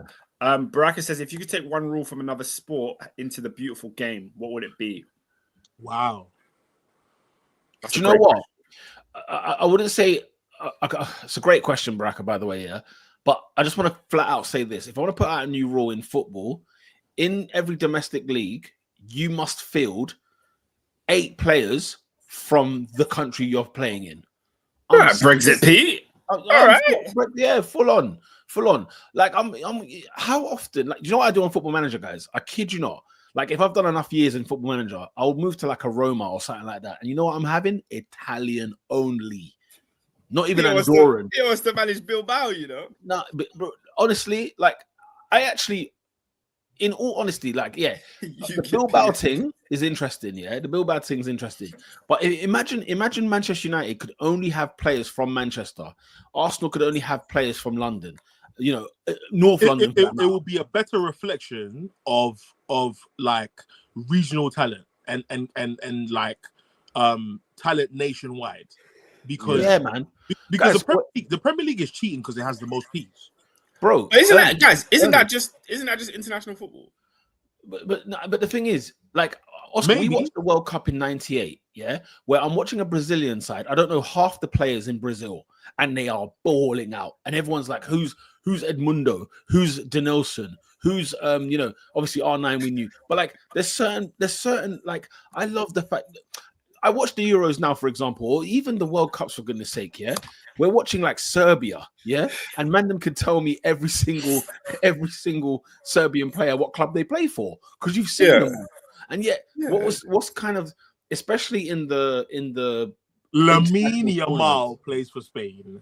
Lamine Yamal. Nah, come on, guys. I mean, come on. I was gonna say I get what you're saying, but I don't really get it. Like I get having a quota, but I think 8 in the starting 11 is too high. What do we have now? We don't have any in the starting 11. You should have, what is it, 8 in the squad? Yeah, but you're jumping from 0 to 8. Nah, man, you have to have a unique. I need to see. You know what I'm saying? Like I just don't like. It's just something I just don't like. I'm not like Chelsea could low key fill the English 11. We low key could. Say again. We could low key fill the English 11. Who, Chelsea? Yeah, something like that. Something like that. Something like that. What, Lavia homegrown? Yeah, we'll take that. Or like, do you know, like, yeah, like even just like, even if it didn't have to be like English for England, yeah, let it be like let there be, I don't know, Hale End, like 8 man from Hale End have to be in the 11. Do you get what I'm saying? Like, I just on the United thing of the academy player always on the bench. Yeah, but like bro, that's so like underrated. It's so like I can get more on board with the academy one. Our sport, yeah, the academy more so. Our sport is so is whitewashed the right word? I don't know what the word I'm looking for is, but it's completely washed of like anything natural and organic. There's nothing natural or organic in our sport. Man, Chelsea, right? We're talking about a situation with Chelsea and Sancho. Guess what they're going to go ahead and do? They are looking for a winger in the window, aren't they? In the summer, they will be looking for a winger because they've also got Mikhail Mudryk as well on the books, by the way. So like, and that's the thing. It's like, oh, here's what we'll do. We'll spend 100 million quid just to solve our problems. Not look at better coaching. Not looking at better squad players from friggin' Wolverhampton or whatever like that. Like they're not looking at anything in there. And so nothing is natural, nothing is organic. Everything players from Wolverhampton. I ain't looking for no coaches from Wolverhampton. I'm telling you that for sure. Just saying, innit, man? I'm just saying, like nowadays, we used to like, like even now, right? What's the best academy in football? I can't answer that question. Exactly. What's the best academy in the Premier League? That's my point. That's exactly my point. And even like we had La Masia at Barcelona at one stage, right? Where we were even that's done. Even that's dry. You know what I mean? Everywhere you look at it, Germany's not producing those players out of the same certain areas that we once knew. Nothing like that. Now it's just a case of like you go look at the back of a program. Yeah? I don't know if you lot in your football match programs for your clubs where they got the flag next to the player. Yeah, I'm seeing all I've got all colors in the rainbow are in there. Do you know what I mean? Like there's all manner of flags in there. I'm thinking, do you know what? Like, how many? You're circling. You're like, I'm watching Arsenal versus Chelsea, blood, and I'm naming 5 English players between the two 11s. I don't know. I can't believe this is where you've taken this question. I'm sorry. I just it was sorry, Baraka, because do you know when it really kicked off for me? I was watching Serie A the other week. And like, there's just bare random Eastern Europeans in teams like Sassuolo and friggin', Venezia. There's always an itch in Italy. Come on, bare itches. Come on. You know what I mean? Where is the next Baggio? Where is Pirlo? You know what I mean? Like, where are they? As they just scored a great goal for England. As they scored for England as well. Yeah, good goal as well. Anyway, sorry. A rule from another sport. You know one rule I bring in from basketball, yeah? The salary cap. Do you know what? Bro, that's a Formula One thing as well. I was going to say. Yeah. Do you know what hurts me about salary caps? Do you know what hurts me? Is that the clubs get richer and the players don't. Well, Man United needs to be richer. Yeah. What? No, they don't. Don't do this, guys. Wait, look, the debt they're in, that's a mad zine. Because football is still growing. The money coming in my opinion. Right, Infantino. Football's still No, but growing. it's not even an Infantino thing. It's actually the opposite. I'm Football's saying actually not if growing. these guys are if these companies are making billions, the money needs to go to the players. I don't And- care about Todd Bowley's pockets being filled. I don't And care about that. Ian's.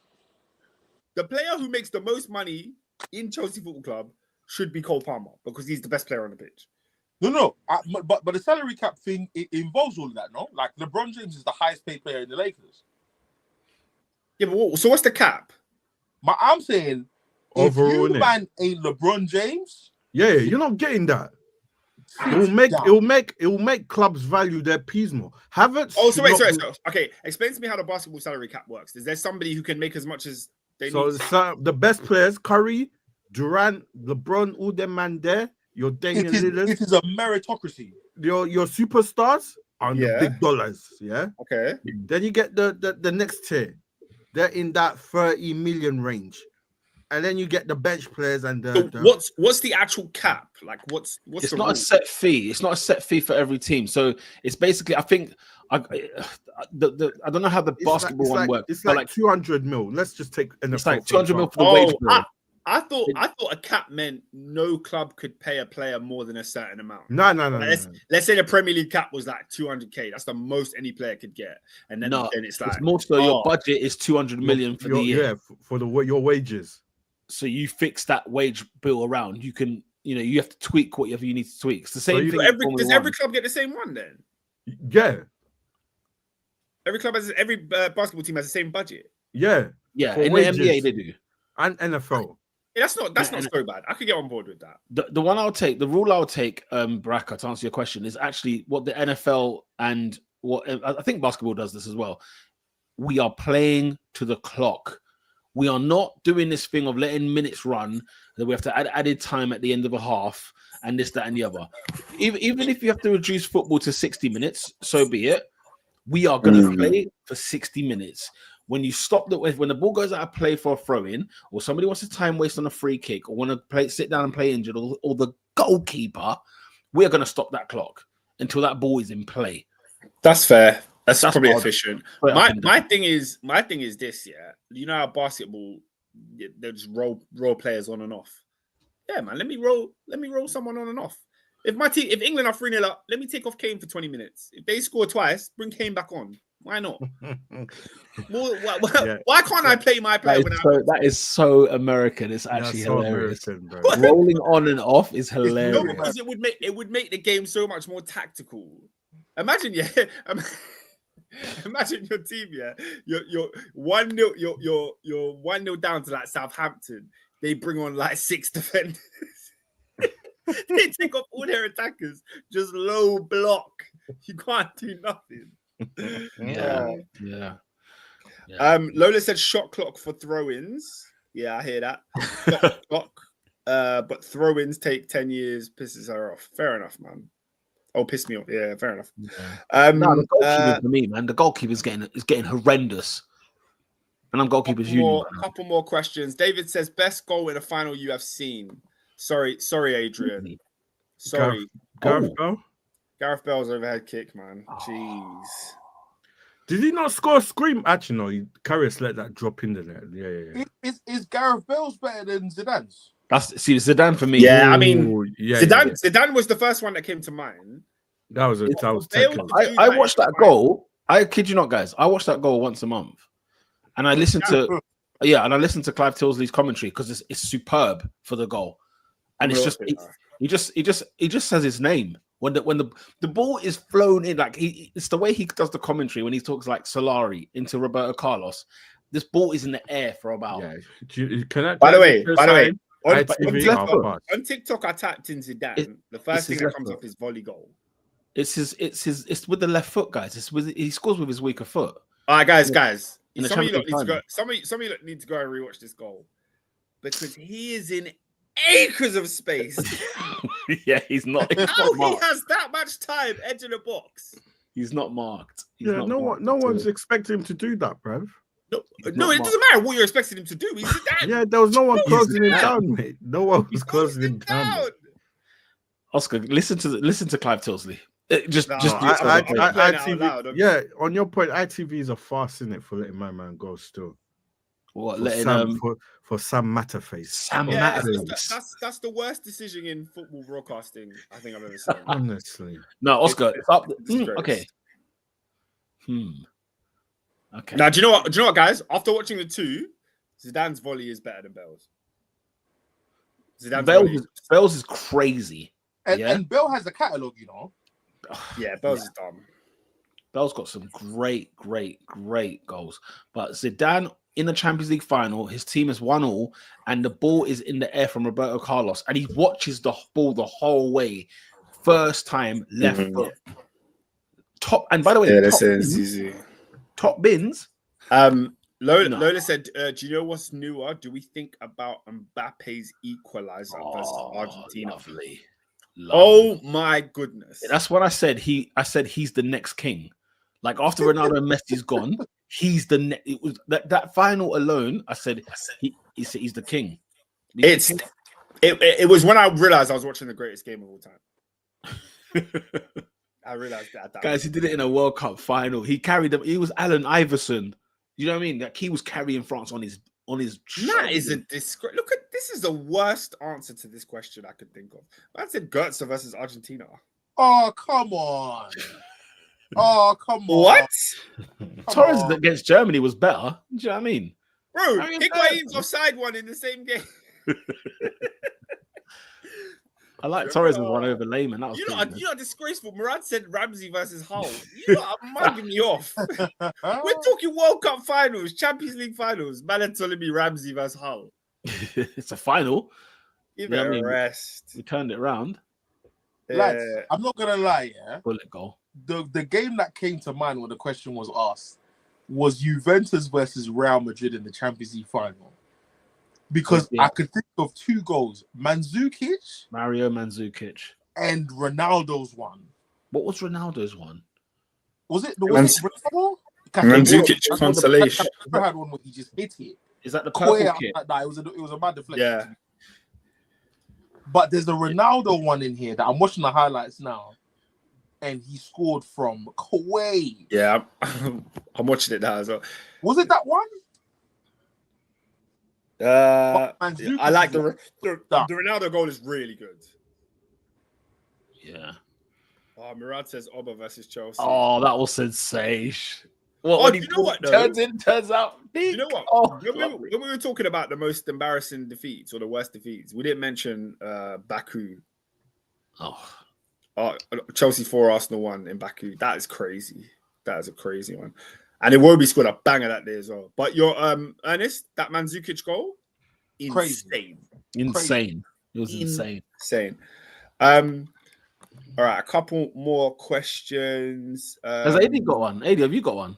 AD, AD, you're quiet, bro. No, probably say Zidane, you know, like it's the boring answer, but I probably a good one is probably Gerrard versus West Ham, 2006 FA Cup final. Good goal. Did you say facts, Ernest? Who said that? Who said that? Do you know an underrated one, by the way? Your underrated one, Euro 2000, David Trezeguet. Phenomenal. Yeah, great goal. Phenomenal Great goal. Okay. Baraka says, what's the best player that has what player has pretty good PR but doesn't match the hype on the field? Phil Foden. Straight in, Phil Foden. What player has pretty good PR but doesn't match the field? João Felix. Sure. Nah, I don't think that's fair, Pete. I think what Adrian's saying makes more sense. What did Adrian say? Sorry, João Felix. Yeah. Over Morata. Oh, Morata. Morata's crazy. Pause. Give me João Felix. Give me João Felix post Benfica. You tell me what he's done post Benfica. What has Morata done since he came into the scene? But Morata doesn't have as good of a reputation as João Felix. João Felix is like, they talk about him like he's saving football. Go look at Morata's trophy cabinet. Go look at his salaries. Go look at the transfer fees, mate. Well, his trophy cabinet is what he's done. You can't take that away from him. Was he part of it? Bandit. Was he part of it? Hey, when Oscar's right, yeah, it's so funny. I don't think he It's not him. He was his father's teammate. I can take a man's accolades away from him. Yeah, because the thing is about good PR. I'm talking about. That's people attention. Guys, he's got say this guy's really good. But no, wait there, guys. I need you. Okay, let me let you look deep this. Yeah, he has 2 La Liga trophies. Yeah, but that's not PR. That's what wait. He's part of them winning it. He's not PR. Part of them winning it. He's not. Yeah. So what I'm saying is, his reputation, his public relation, is good for the person that we actually have, for the product that it is. But I think there's many people that are fully aware that this guy stinks. No, but you know what? PR. Yeah. No, you see PR because we had a conversation about this phrase in the shop. Because man were telling me that Jim Ratcliffe's interview is good PR. I'm like, 95% of the interview is negative. But I think people are using the word PR as the slang term, as in you're trying to put yourself in a good light, in light of like what you're actually doing.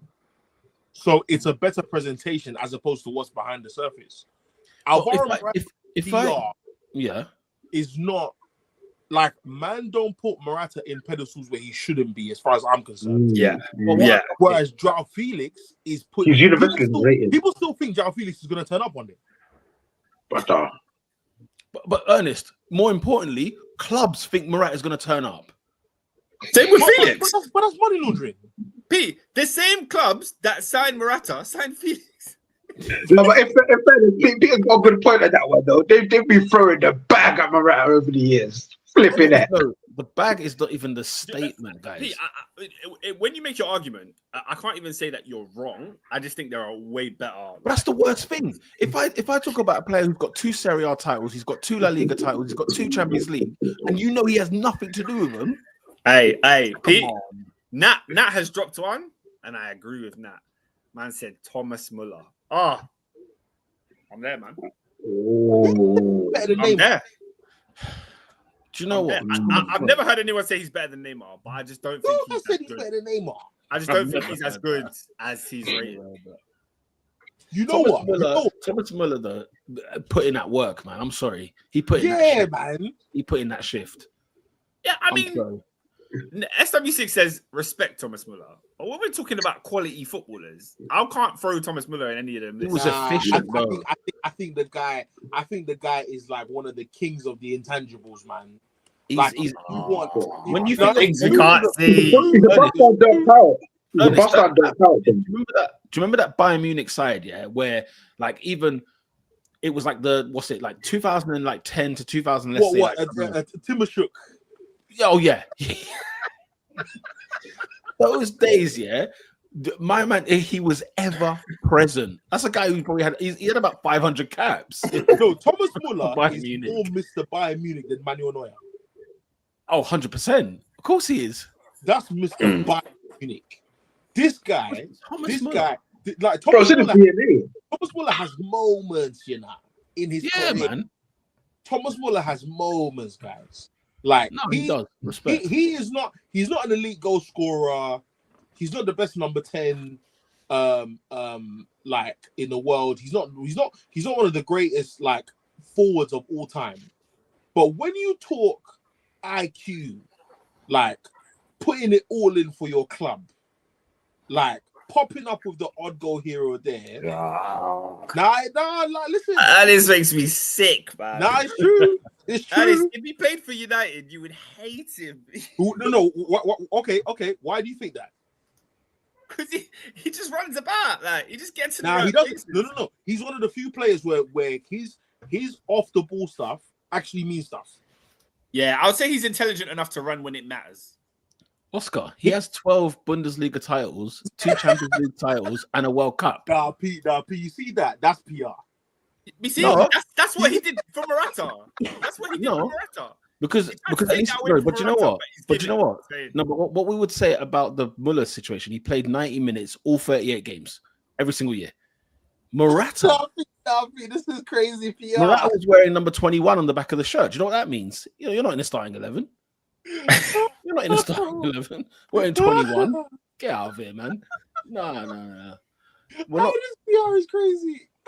Listen, can I just say, World Cups, yeah. Look, Murad says it. Listen, the World Cups, you know what I mean? He won a World Cup. If you score 5 goals in 2 consecutive World Cups, respect. Can I just say, yeah, we're 5 That's Muller wears 25. guys. It's funny because he waited at number 7, but obviously Bastian Schweinsteiger, you know what I mean? Respect. Hey, Pete, just like the assistant ref on Saturday, we're 5 minutes extra time over, mate. Yeah, we're in extra time. All right, let's go. Last couple. People are not watching Thomas Muller and Ozil in that under 21. Oh my, the 09, whatever that tournament was it the Euros, under 21 Euros? The highlights in his hair that look like Goku. No, guys. When England got beat 4-0 by this German side, get out of here. That was when I was like, who does Ozil play for, and where is Wenger's checkbook? Because you need to sign him now. When Ozil looked Asian, it was mad. Long hair Ozil. Oh, he must have Goku Ozil. The Goku Ozil? Oh. That Bremen Ozil. Wow. Bro, you know what highlights I was watching the other day? Werder Bremen, Kevin De Bruyne. Kevin De Bruyne. Listen, I'm telling you for free, yeah. The City, I don't know what happens when man come to the Prem. All the source goes. I don't know what happens. It feels like man are sourcing more in Europe, bro. Have you seen highlights of Hazard in France? Bro, it's mad. He might be one of the few that kept the source.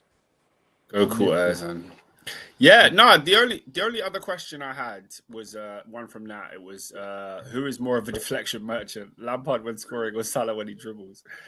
That's crazy. Hey, all I know is Salah's dribbling is higgy.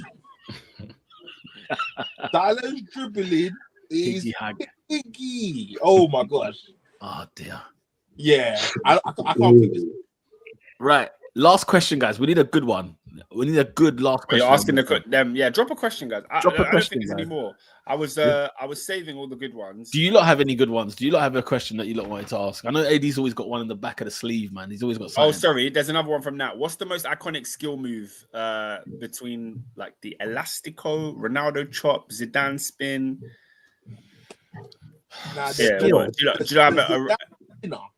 When he controlled the ball and he spun a man, it was nasty. Who? Zidane? Yeah. Like I'm a guy who likes evasive maneuvers only. Get the ball out of dodge. Yes, I had a nasty one. There's a compilation of Zidane in Euro 2000, and it's just his touch. Oh my days! And every ball is come from the air, and it's the first touch, dead. Or he's sort of on the wrong side of the ball, and he still flicks it past the player. Like, yeah, Zidane made you look dumb. He made you look dumb. Doesn't matter what player you were as well. You could have been Vieira. He made you look stupid. Yeah. I'm saying the Brazil step over. Ronaldo step overs for me. You know what issue with the R9 step overs? Yeah, he did it like bare slow motion, man.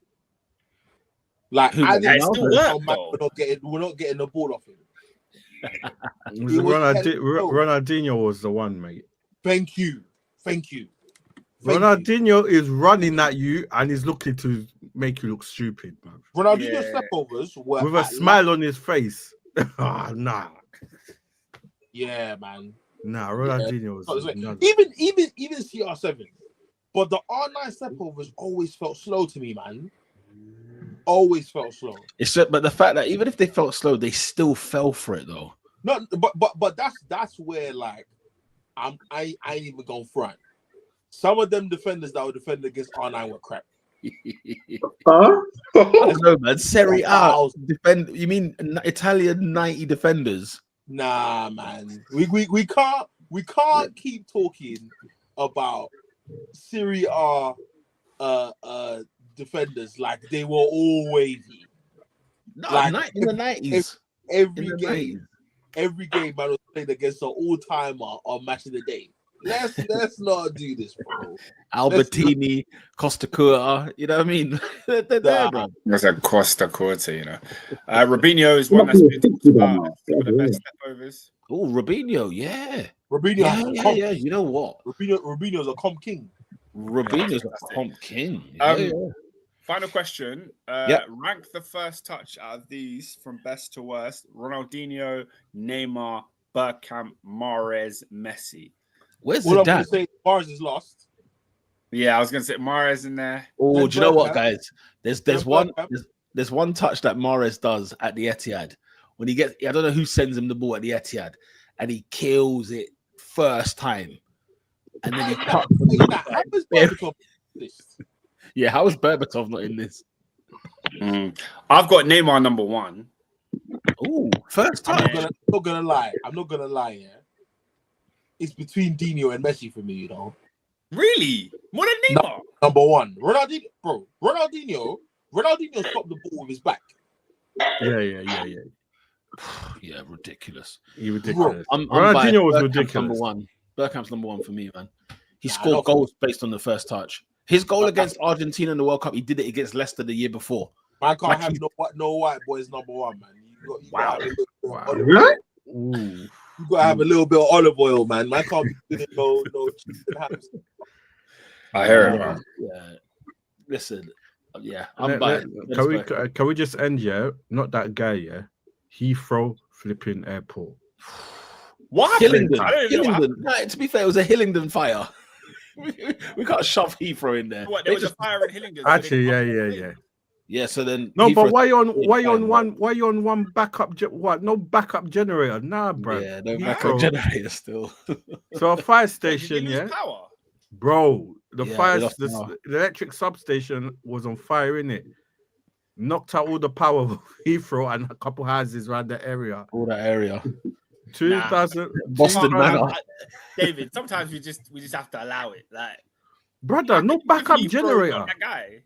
No backup generator. Do you know how many people's flights that got diverted, mate? And do you know what a backup generator is for an airport? Yeah. They're saying it like it's like backup for your laptop. Spare battery, you know. No, they don't even have that in Dubai. Like, that's just a serious luggage, man. That's no backup generator. Like it's Uganda. Entebbe Airport. I'm pretty sure has backup. Hey, Entebbe Airport has a backup generator. Surely. No, to be fair, no, it doesn't. That would kick right in. No, it doesn't. I'm telling you that now. Uganda Airlines have a backup. Where is yours? By the way, Uganda Airlines just announced flights to Gatwick. There's now a direct flight from London to Kampala. I'm gonna give it 6 months. I need to get some mileage under that. Let me see some stats. Nah, do you know what? Yeah, do you know what? I think you should go straight because all airlines are mid. Like, I think airlines, the price discrepancy is so high for not much difference. Like, when you're flying, the airline you've never heard of versus the best airline in the world, it's like... Until you go on that first class or business class, though, you can't really say that. Do you know what's whack? British Airways is whack, but you'll never think that. British Airways is mid. I said it. British Airways, Air France. That's an Air France, guys. When I went to flipping Nice, did I come back the day I was supposed to come back? No, I came back the next morning. Why? Because of Air France. So when people are like, "Oh yeah, Air Uganda, I don't trust it," I'm like, "Do you trust Air France? Do you trust British Airways? Have you downloaded the British Airways app? I'm asking you that. You go so Campbell. Get them. It's the worst app I've ever used. Is it? Is it? It's gotta be. The Even though seats there's are me. comfortable. The food is awful. The selection of films is poor. Like, what's the difference? You might as well go for the cheap. You might as well go for Ryanair. You might as well. Guys, I fly Kenya Airways. It was calm. I fly Rwanda Air. It was calm. Yeah, I flied some questionable airlines. SN Brussels. But because then when you pay for BA and you don't get this, you're even more mad. Yeah. Like, yeah, fair enough. EasyJet, Ryanair, them thing they're dead. But you just got to firm it for that hour. Firm it, man. You I wear don't know, man. It's nothing to headphones. They're good. Where else It's did you get- ludicrous. I pack more nuts than Delta Airlines. Oh, every time I see Delta, anyway. Yeah. All right, we ready to roll? Yeah, we are ready to grow, man. Guys, you lot have been another not that guy, Ferrari, double disqualification at a Grand Prix. That's a stinker. That's all I got to say about that. But that wraps up this week's Top 4 podcast. You lot have been sensation, as always. Big up to the crew. We'll be back next week. Is it FA Cup action? No, it's It is FA Cup. There's no Premier League. There is. Yeah, there's no Cup. Premier League. There's FA Cup. The Premier League is like the Tuesday, Wednesday, isn't it? So Yeah. we can discuss whatever is in the FA Cup, and just have a similar podcast like this, if you will. Before we get to the nitty gritty, talk about young Philly. I don't think we really need to talk about that guy. He's not got another case. Man said he's graping all over the world, you know.